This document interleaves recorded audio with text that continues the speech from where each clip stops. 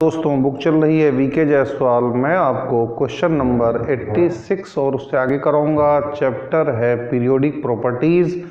तो देखते हैं पीरियोडिक प्रॉपर्टीज का क्वेश्चन नंबर 86 और उससे आगे देखते हैं क्वेश्चन नंबर 86 आपसे क्या चाहता है।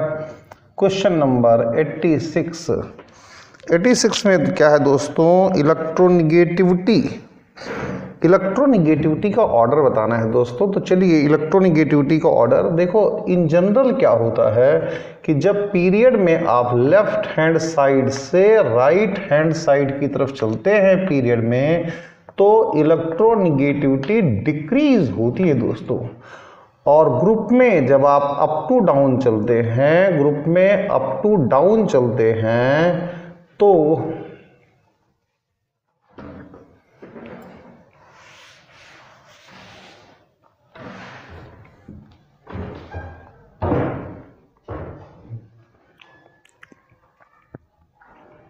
नमस्कार दोस्तों, बुक है वीके जायसवाल, चैप्टर है पीरियोडिक प्रॉपर्टीज और मैं आपको क्वेश्चन नंबर 86 और उससे आगे कराऊंगा।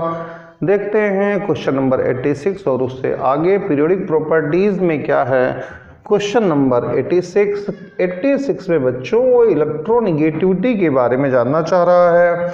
तो दोस्तों देखो, आप पीरियड है और पीरियड में जब आप लेफ्ट हैंड साइड से राइट हैंड साइड की तरफ चलते हैं तो pperiod में दोस्तों इलेक्ट्रोनिगेटिविटी इंक्रीज करती है।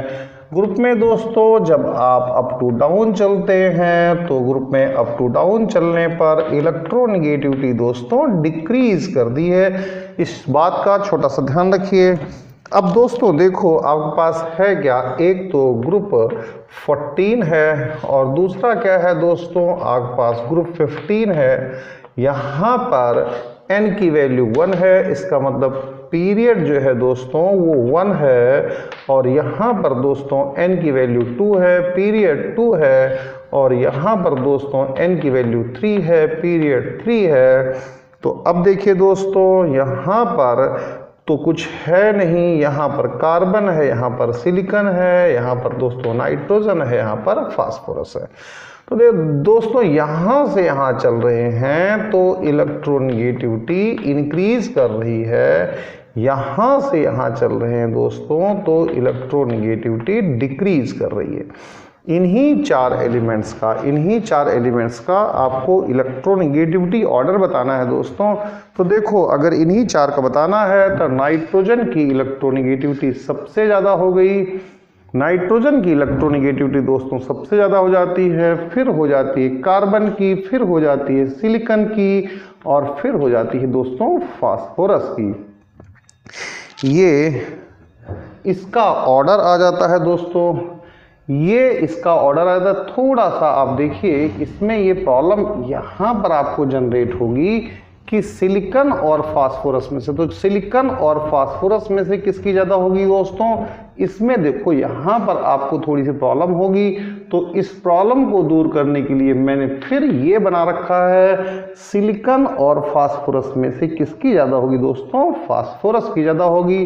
तो नाइट्रोजन आएगा, फिर कार्बन आएगा, फिर फास्फोरस आएगा दोस्तों, उसके बाद फिर कहीं पर सिलिकॉन आएगा। इस तरीके से ये ऑर्डर हो गया। थोड़ा सा आप इसको अपने दिमाग में फ्रेम करके रखिए। मैं बार बार इसीलिए बना रहा हूँ जिससे आपके दिमाग में अच्छी तरह से भरा रहे कि तरीका क्या है, आखिर तरीका क्या है। इसीलिए आपको बार बार मैं बना करके दिखा रहा हूं दोस्तों।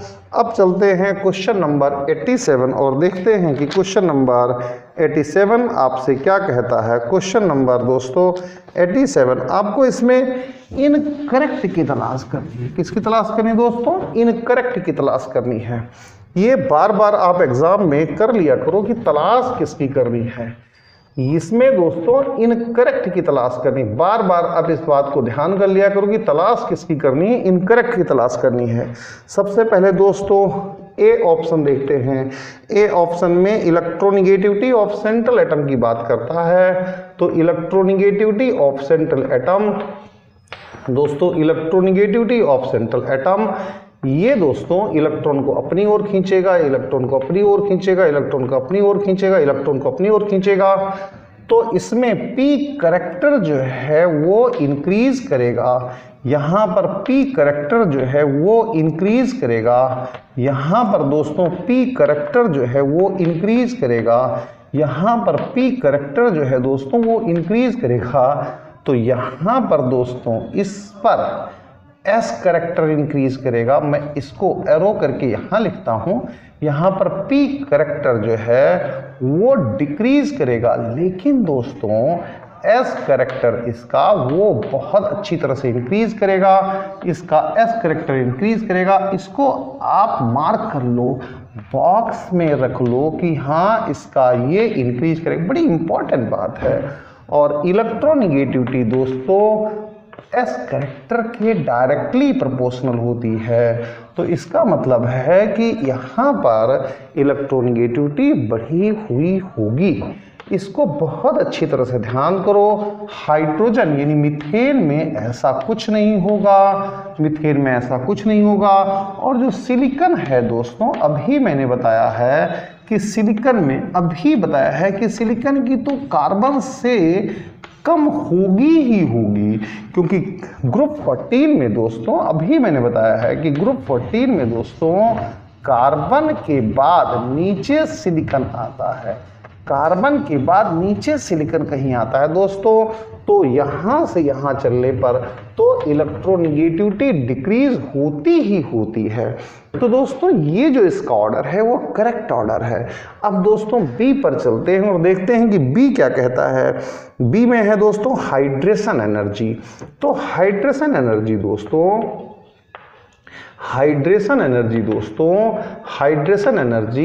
वो चार्ज के डायरेक्टली प्रोपोर्शनल होती है दोस्तों, चार्ज के डायरेक्टली प्रोपोर्शनल होती है। और दोस्तों हाइड्रेशन एनर्जी जो है वो साइज के इन्वर्सली प्रोपोर्शनल होती है। ये दो बात आप अच्छी तरह से अपने दिमाग में रखिएगा कि चार्ज के डायरेक्टली प्रोपोर्शनल होती है और साइज के इन्वर्सली प्रोपोर्शनल होती है। तो देखो दोस्तों सबसे पहले है Al+3। तो Al+3 पर तो चार्ज सबसे ज़्यादा है, इसमें तो कोई टेंशन नहीं है। यहाँ तो चार्ज जो है वो डोमिनेटिंग है, उसमें कोई दिक्कत ही नहीं है, चार्ज सबसे ज़्यादा है। फिर यहाँ पर दोस्तों Be+2 है, Be+2 का साइज जो है वो स्मॉल है। किससे दोस्तों? Mg+2 से, Mg+2 से। तो इन दोनों में साइज से हम पता लगाएंगे, साइज से। इसका स्मॉल साइज है दोस्तों, स्मॉल साइज है, स्मॉल। और फिर दोस्तों क्या है? Na+ है, यहाँ पर तो लेस चार्ज है, इसका फैसला चार्ज से होगा, लेस चार्ज है दोस्तों। इस तरीके से ये आपके पास बी आ गया दोस्तों। अब चलते हैं सी पर। सी क्या कहता है? इलेक्ट्रिकल कंडक्टेंस की बात करता है दोस्तों। किसकी बात करता है? इलेक्ट्रिकल कंडक्टेंस की बात करता है। जो सी है वो बात करता है, क्वेश्चन बहुत अच्छा क्वेश्चन है ये वाला पर्टिकुलरली, शायद इसमें काफ़ी अच्छा ये क्वेश्चन है। अब बात करते हैं हम किसकी भाई? इलेक्ट्रिकल कंडक्टेंस की बात करते हैं। तो सी जो बात करता है वो इलेक्ट्रिकल कंडक्टेंस की बात करता है दोस्तों। इलेक्ट्रिकल कंडक्टेंस वो डायरेक्टली प्रोपोर्शनल होती है आयनिक मोबिलिटी के। आयन कितना मोबाइल है, कितना जल्दी चलता है। और ये साइज ऑफ हाइड्रेटेड आयन, ये साइज ऑफ हाइड्रेटेड आयन के इन्वर्सली प्रोपोर्शनल होता है दोस्तों, साइज ऑफ हाइड्रेटेड आयन। तो देखो दोस्तों जो F- है, F- इसका जो साइज है दोस्तों, इसका जो साइज, इसका हाइड्रेशन बहुत ज़्यादा होता है, हाई हाइड्रेशन है, इसका हाइड्रेशन बहुत ज़्यादा है। तो इसका साइज ज़्यादा है, साइज हाइड्रेटेड आयन का साइज, अभी बता रहा हूँ, हाइड्रेटेड आयन का साइज ज़्यादा है, साइज हाइड्रेटेड आयन का साइज ज़्यादा है, साइज। और साइज ज़्यादा होने की वजह से, इसका साइज ज़्यादा है तो साइज, हाइड्रेटेड आयन का साइज ज़्यादा है तो इसकी मोबिलिटी दोस्तों वो क्या हो जाएगी, कम हो जाएगी। मोबिलिटी जो है साइज ज़्यादा होने की वजह से हाई हाइड्रेशन है तो बिग साइज है, मैं यहीं पर लिख देता हूँ बिग साइज है, साइज इसका बड़ा होगा, big size of hydrated ion. Hydrated की बात कर रहा हूं बच्चों, हाइड्रेटेड आयन की बात कर रहा हूं जब वो पानी से जुड़ा होता है, और इसीलिए जब big size of hydrated ion हो गया तो इसकी मोबिलिटी कम हो गई, लेस आयनिक मोबिलिटी है, लेस आयनिक मोबिलिटी है, और इसकी अगर आयनिक मोबिलिटी दोस्तों कम हो गई तो इसका मतलब है कि लेस इलेक्ट्रिकल कंडक्टेंस हो गया, लेस इलेक्ट्रिकल कंडक्टेंस हो गया। ये तो सबसे ज्यादा कह रहा है, तो लेस इलेक्ट्रिकल कंडक्टेंस। बड़ा अच्छा क्वेश्चन है ये, नीट में कई बार आ चुका है क्वेश्चन ये, और JEE मेन में भी आ चुका है, तो इसको थोड़ा सा ध्यान रखिए। हालांकि उसमें अलग अलग करके आया था, तो इसको थोड़ा सा ध्यान रखिए कि भैया ये हाई हाइड्रेशन, हाइड्रेशन इसका बहुत अच्छा होता है, तो हाई हाइड्रेशन है क्यों, और इसकी वजह से हाइड्रेटेड आयन का साइज, यानी जब उसके साथ पानी जुड़ा, ये हाइड्रेटेड आयन है, इसका साइज जो है वो बड़ा हो गया, इससे लेस आयनिक मोबिलिटी हो गई तो लेस इलेक्ट्रिकल कंडक्टेंस हो गया, इसमें सबसे ज्यादा कह रहा है, तो ये तो बात इसकी गलत है। और फिर दोस्तों ये गलत है, यानी ये वाला स्टेटमेंट इसका जो इसमें गिवन है वो रॉन्ग है, इनकरेक्ट है। तो देखो इनकरेक्ट की तो हमने तलाश कर ली है कि देखो भाई इसकी सबसे ज्यादा तो हो ही नहीं सकती। अब दोस्तों एक और भी दिया है, वो क्या है, मैग्नेटिक मोमेंट, और मैग्नेटिक मोमेंट निकालने का आपको मैंने तरीका बताया है, पता नहीं कितने क्वेश्चन हम मैग्नेटिक मोमेंट के कर चुके हैं, √n × n+2, और ये दोस्तों है Bm, और n है नंबर ऑफ अनपेयर्ड इलेक्ट्रॉन्स, ये है नंबर ऑफ अनपेयर्ड इलेक्ट्रॉन्स, ये है, तो ये निकाल लीजिए आप, इससे कोई इशू नहीं है। अब चलते हैं दोस्तों क्वेश्चन नंबर कौन सा है, 88। तो ये रट्टा क्वेश्चन है, 88 तो क्वेश्चन नहीं हो देना चाहिए, ये बिल्कुल रट्टा क्वेश्चन है। क्या है, एक स्केल होता है दोस्तों एलर्ड एंड रोको स्केल, एक स्केल होता है दोस्तों एलर्ड एंड रोको स्केल।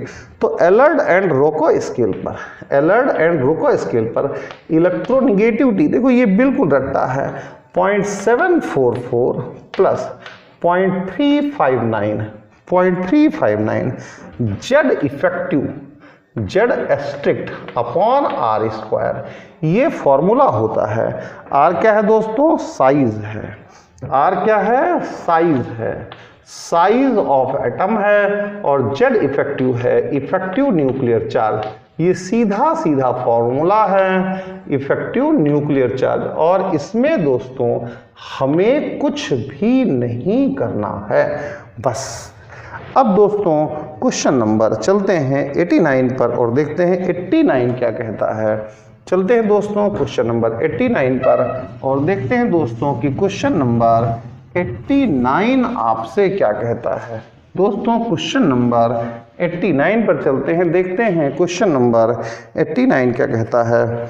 ये कहता है दोस्तों the hydration energy of Mg ion is less than, देखो दोस्तों Mg+2 और Al+3, तो इसमें देख लो hydration energy directly proportional charge की होता है दोस्तों। सबसे पहला फॉर्मूला आप ये लगा दो, तो hydration energy directly proportional charge होता है दोस्तों। चार्ज देखो तो 89 इस तरीके से आ जाता है, ये आंसर आ जाएगा। अब चलते हैं दोस्तों 90 पर, मैक्सिमम हाइड्रेशन एनर्जी। तो मैक्सिमम हाइड्रेशन एनर्जी दोस्तों प्रोपोर्शनल होती है किसके, चार्ज की होती है, और हाइड्रेशन एनर्जी दोस्तों इनवर्सली प्रोपोर्शनल होती है किसके, साइज की होती है।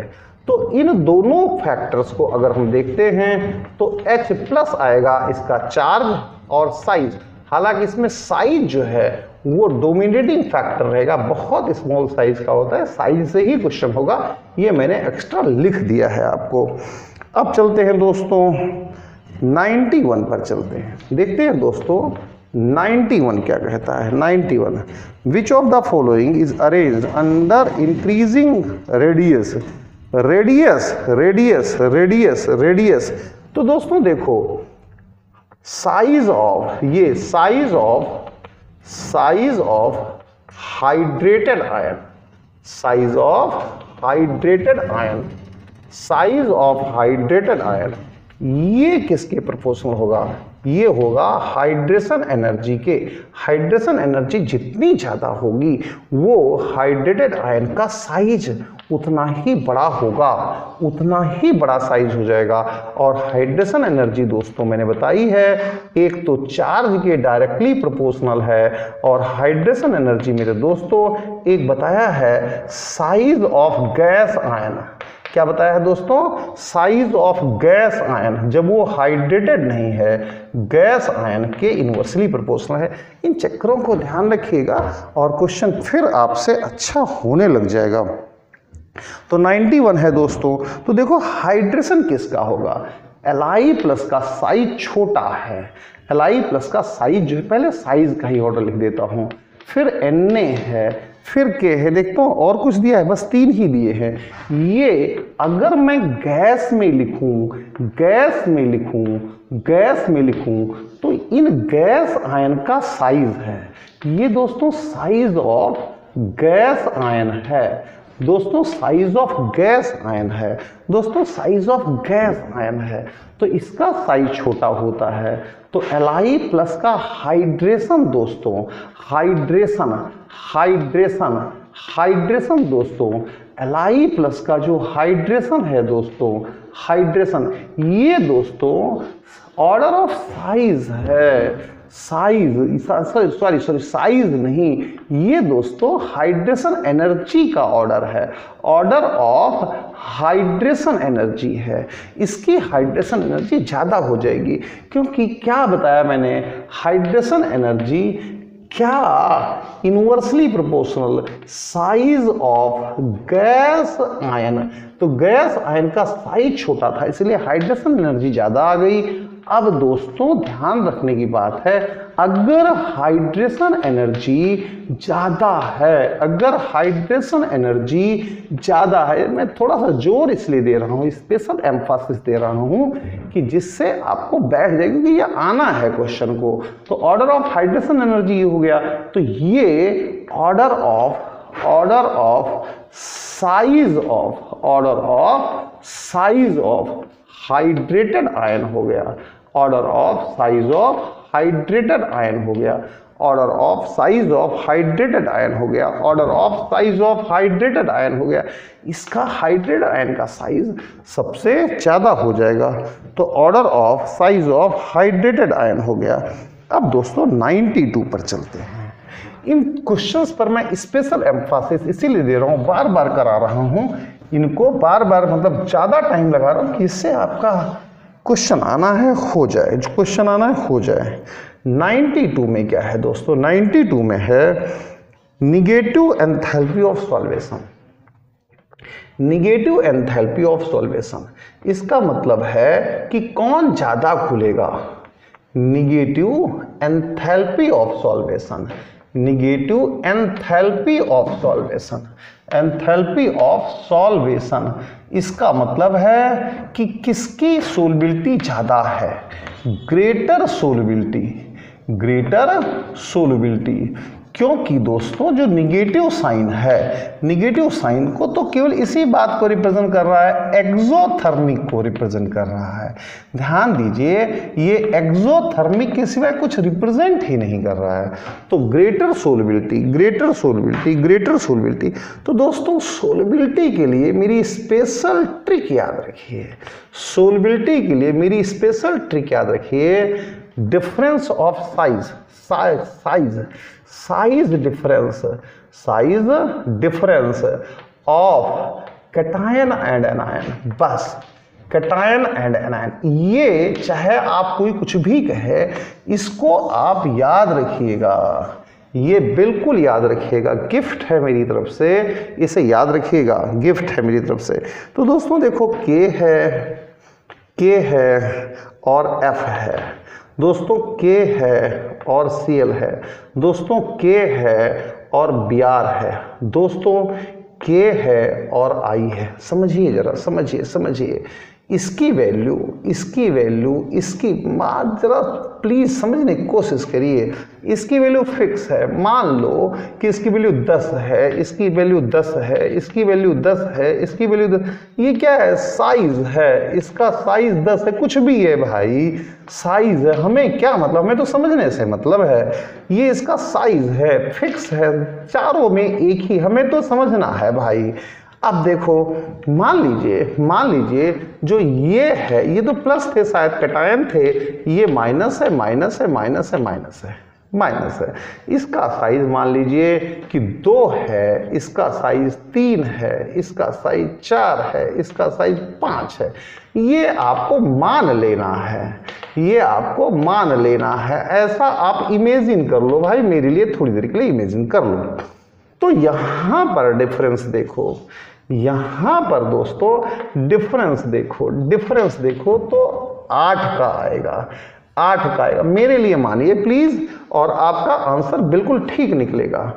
इसके लिए डिफरेंस दोस्तों, इसके लिए कितना आएगा? ये 7 का डिफरेंस आएगा दोस्तों। इसके लिए आप डिफरेंस देखेंगे दोस्तों, तो इसके लिए मेरे दोस्तों जो डिफरेंस आएगा वो 6 का आएगा। और इसके लिए देखेंगे डिफरेंस दोस्तों, तो इसके लिए जो डिफरेंस आएगा वो आएगा 5 का। मैंने क्या लिखा है? डिफरेंस ज़्यादा है तो सोल्युबिलिटी ज़्यादा है। तो मेरे दोस्तों ये तो ज़्यादा सोल्यूबल हो गया ना, ये सॉलिड स्टेट में है, ये सब सॉलिड में है, ये सब के सब सॉलिड में हैं, तो ये तो ज़्यादा सोल्यूबल हो गया, यानी इसकी सोल्युबिलिटी भी ज़्यादा हो गई, ये मोर सोल्यूबल हो गया। बड़ा कमाल का है, ये मोर सोल्यूबल हो गया, साथ के साथ high value of exothermic enthalpy of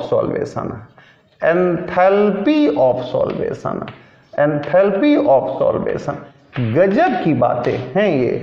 तो आंसर आपका इसमें क्या आता है? KF आ जाता है। प्लीज मेरी ट्रिक को इस्तेमाल कीजिएगा, आप मेरे ऊपर भी एक बार भरोसा कीजिए, इस ट्रिक को प्लीज इस्तेमाल कीजिए, आपका भला ही होगा। अब चलते हैं क्वेश्चन नंबर 93 पर और देखते हैं कि क्वेश्चन नंबर 93 क्या कहता है। क्वेश्चन नंबर 93, ये दोस्तों ये भी बड़ा बढ़िया क्वेश्चन है, बहुत अच्छा क्वेश्चन है कि फ्लोरीन जो है बहुत अच्छा ऑक्सीडाइजिंग एजेंट है। तो हम क्या लिखते हैं? F2+2 इलेक्ट्रॉन, इसे गैस लिखते हैं, और इसे हम लिखते हैं 2F- ऐसा लिख देते हैं, और इसे एक्वस लिख देते हैं। तो जरा इसकी बॉर्न हैवर साइकिल ड्रॉ कर लेता हूं मैं।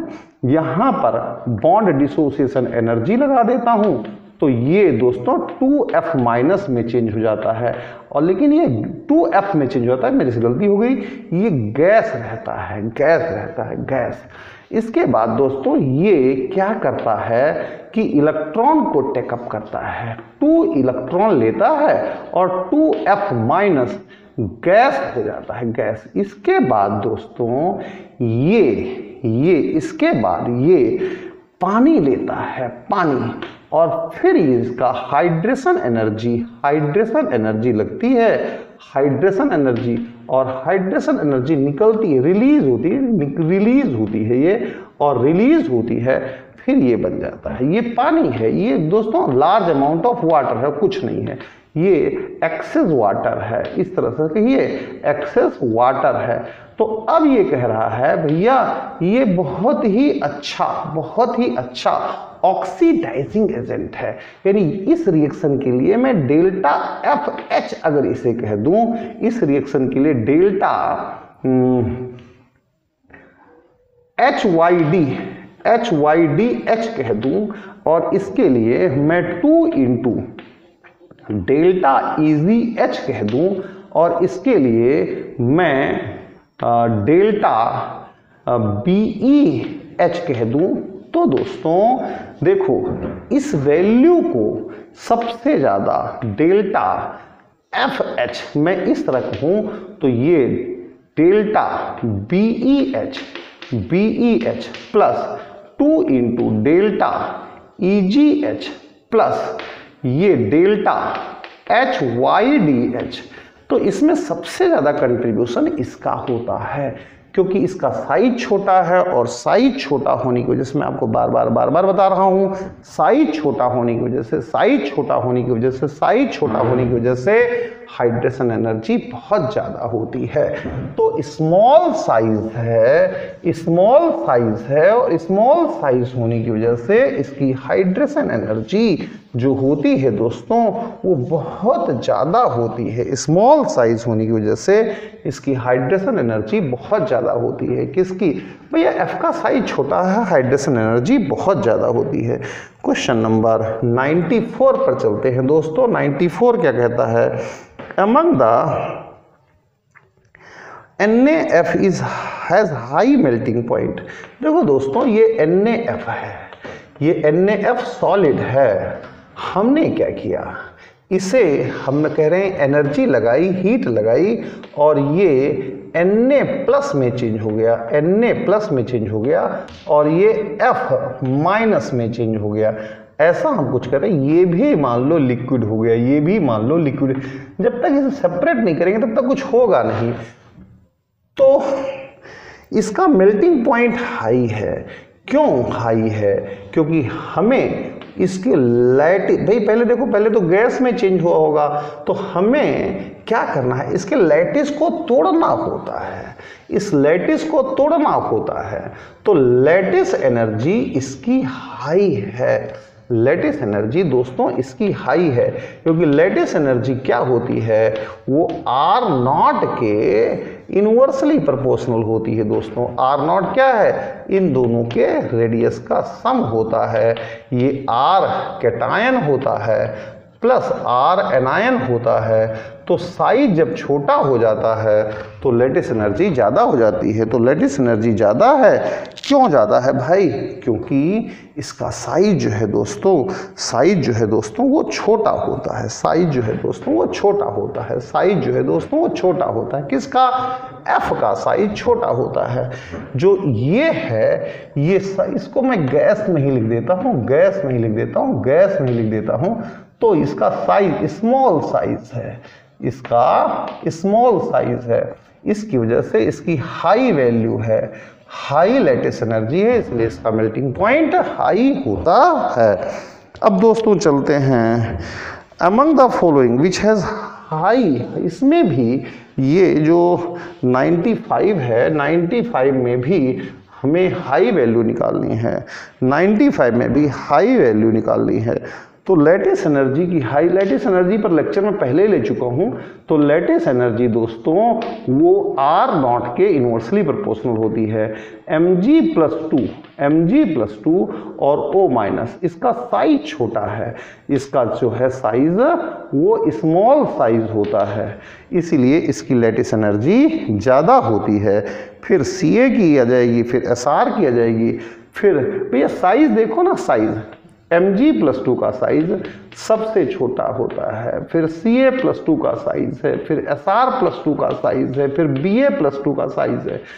ये ऑर्डर ऑफ साइज है, ये दोस्तों ऑर्डर ऑफ साइज है। तो साइज के ऑर्डर का उल्टा क्या ले लेंगे दोस्तों? यहाँ पर CaO ले लेंगे, यहाँ पर SrO ले लेंगे, यहाँ पर BaO ले लेंगे। ये दोस्तों हो जाएगा लैटिस एनर्जी का ऑर्डर ऑफ लैटिस एनर्जी, ये लैटिस एनर्जी का दोस्तों ऑर्डर आ जाएगा। अब चलते हैं दोस्तों, ये क्या कहता है? Which of the following has positive enthalpy of solvation. इसमें क्या है दोस्तों, यहां पर भी दोस्तों साइज लगाना है, साइज का डिफरेंस लगाना है, इसमें साइज का डिफरेंस लगाना है दोस्तों।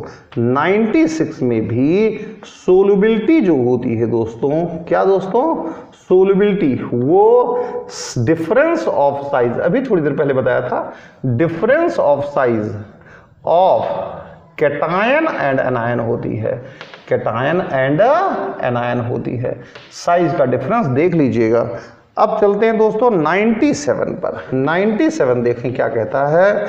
Born-however cycle, born-however cycle, born-however cycle दोस्तों वो लैटिस एनर्जी भी निकालता है, इलेक्ट्रॉन गेन एंथैल्पी निकालता है, दोनों को निकालता है, दोनों को निकालता है दोस्तों, दोनों को निकालता है।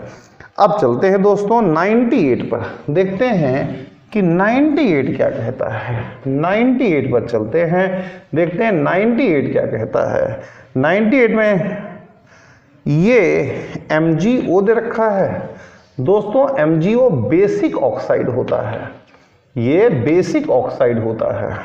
और दोस्तों देखो इस पर तो मेरी वीडियो भी अवेलेबल है M410 पर। ये SNO, ZNO और PbO, ZNO PbO ये एम्फोटेरिक होते हैं, ये एम्फोटेरिक। इसमें एक और जोड़ लो, Al2O3 भी एम्फोटेरिक होता है, Al2O3 इसमें नहीं लेकिन आप जोड़ लीजिए, ये सारे सारे एम्फोटेरिक होते हैं। इस पर मेरी वीडियो भी बहुत अच्छी अवेलेबल है। एम्फोटेरिक ऑक्साइड्स हैं ये सारे, तो इसे थोड़ा सा आपने दिमाग में भर लीजिएगा। अब चलते हैं दोस्तों 98 पर। 98, 99 मैंने बताया कि AlOH होल 4, अभी मैंने जोड़ दिया था वो होल थ्राइस, ये भी जोड़ दिया था, इसीलिए जोड़ दिया था। ये OH माइनस से भी रिएक्शन कर लेता है और ये बना देता है AlOH होल 4 बना देता है, ऐसा बना देता है। तो ये एम्फोटेरिक होता है, एम्फोटेरिक होता है। अभी मैंने जोड़ा था, अभी जोड़ा था। अब दोस्तों चलते हैं 100 पर, देखते हैं 100 क्या कहता है।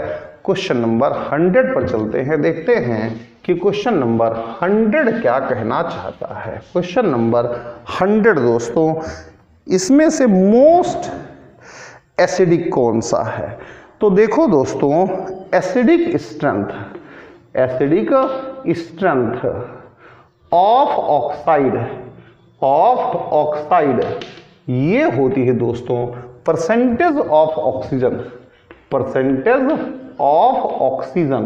बस यहां देखिए Cl2O7 में परसेंटेज ऑफ ऑक्सीजन सबसे ज्यादा है, तो इसलिए इसकी एसिडिक स्ट्रेंथ सबसे ज्यादा हो जाएगी। परसेंटेज ऑफ ऑक्सीजन सबसे ज्यादा है, मैक्सिमम परसेंट निकाल लीजिए आप, मैक्सिमम परसेंटेज ऑफ ऑक्सीजन है, मैक्सिमम परसेंटेज ऑफ ऑक्सीजन है, इसीलिए सबसे ज्यादा एसिडिक हो जाएगा। Thank you very much, thanks a lot.